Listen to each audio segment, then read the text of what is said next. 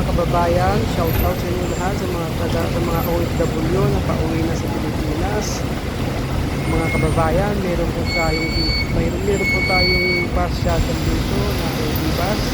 Gustoy Dumabiyahe, Santa Rosa, Cubao, Pitex,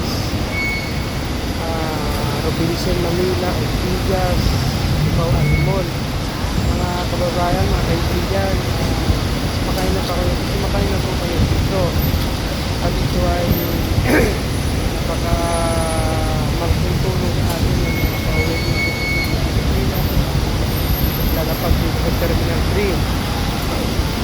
Dito may biyahe kasi dito na mga bus papuntang Santa Rosa, Cubao, Turoy Liner, Pasay. Saka meron pa dito Ortigas. Para sa mga OFW, may discount din po. Kasi 150 ang pamasahe papuntang Santa Rosa, Laguna. Dito lang po ito sa Terminal 3.